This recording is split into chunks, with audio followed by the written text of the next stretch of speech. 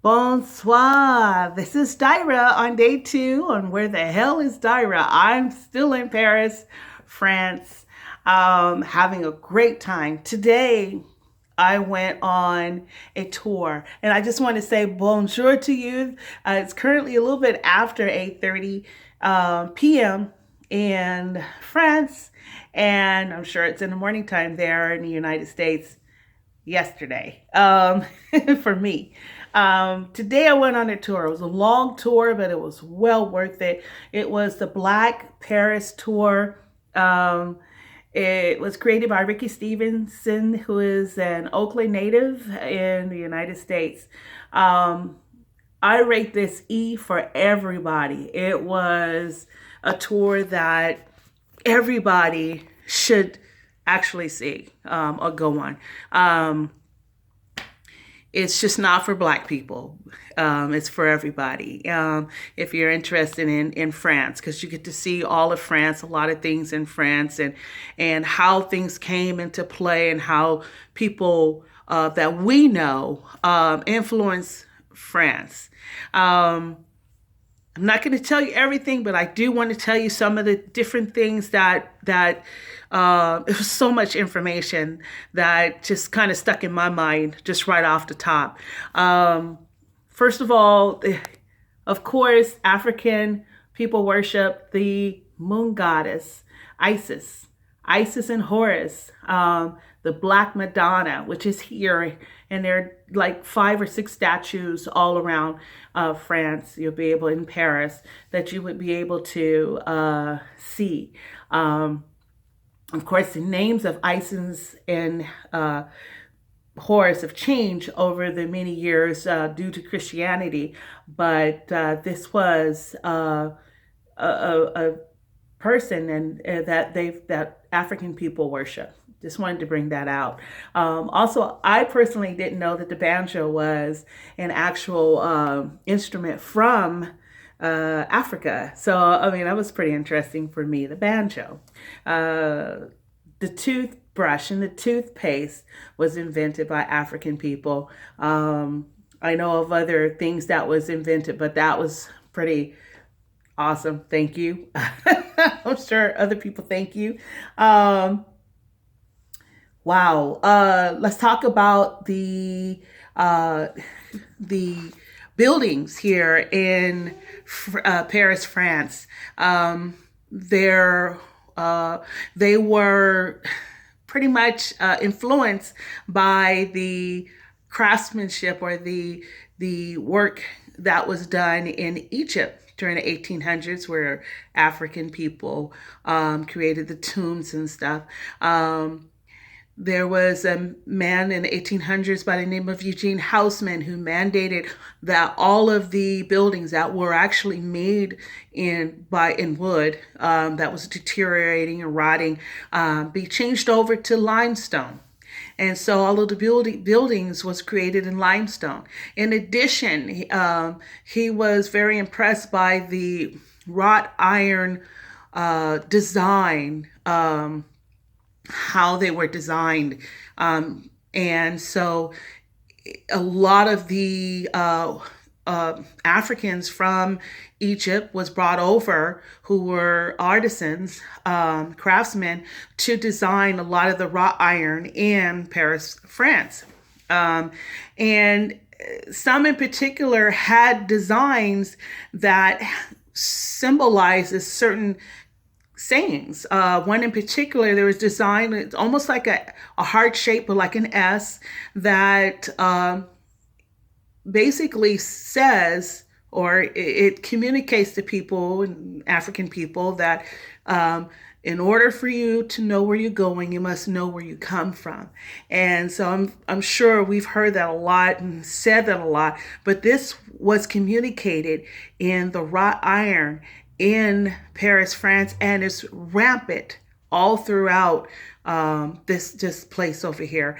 And I thought that was pretty cool. So, there was, African people or an African American people communicated in many different genres, music by way of drums, and now you have it in artwork. And I thought that was just, something that impressed me that I wanted to bring to your attention.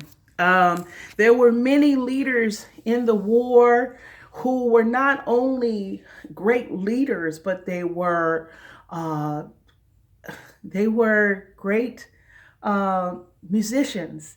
One person in particular, and I have to get his name just for a moment. His name is um, Joseph Bouillon Cavalier Descent. And he was a great leader in the Black Legion War. And he played the violin. I played the violin. But he wrote scores of music. And that they thought was lost because of Napoleon's jealousy or whatever, incinerated all of his music, so he thought.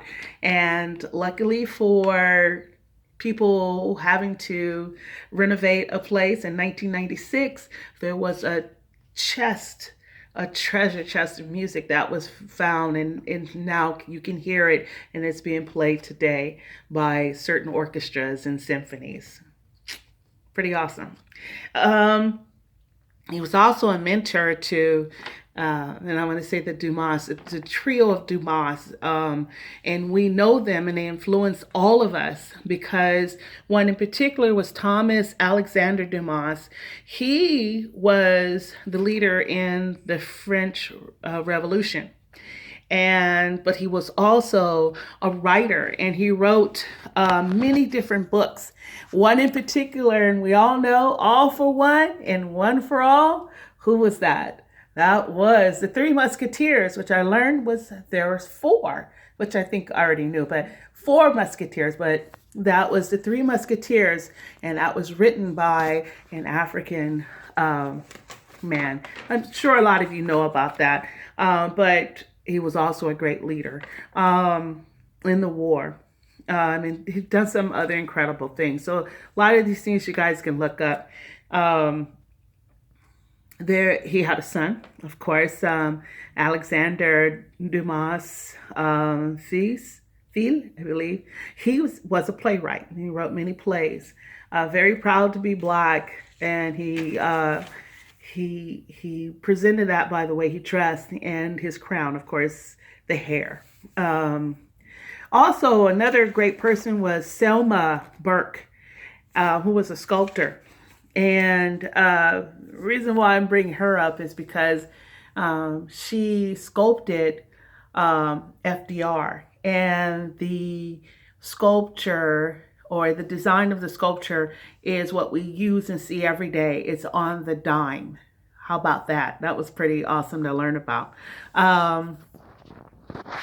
The someone else. There were so many different people that came to France and lived and influenced and created and fought. Just a whole host of people.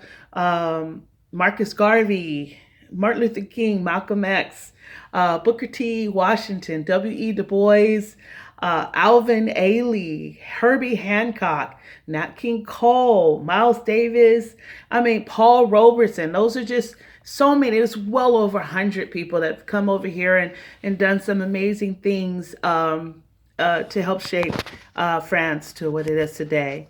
And that's just, their roles. I'm not taking away from anybody else, but I'm just sharing what I've learned and what I've enjoyed learning about African history and how a lot of people that we know have done some great things over here. In addition to those people, Josephine Baker, superhero over here. The woman is just phenomenal, not in just her performance, but in the work that she's done for helping France. She was so well received over here that she was the only person to have a statesman funeral. And, I don't know if some of you know, she was not only a spy, but she also learned how to fly. She was a pilot in the war as well. So how about that for the women?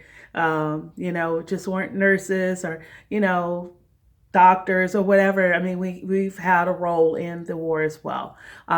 This woman did so much, and in her funeral, she had well over 100,000 people that attended her funeral at the Mandelain uh, uh, church here in Paris.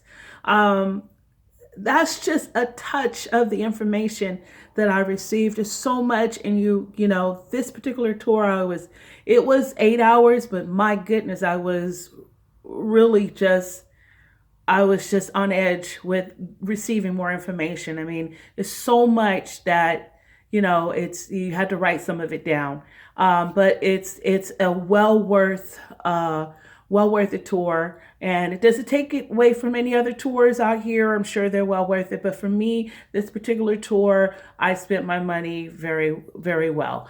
So thank you, Ricky Stevenson, and once again, those of you who want to learn more about it, go on the website and find out more about it. You can just read about it.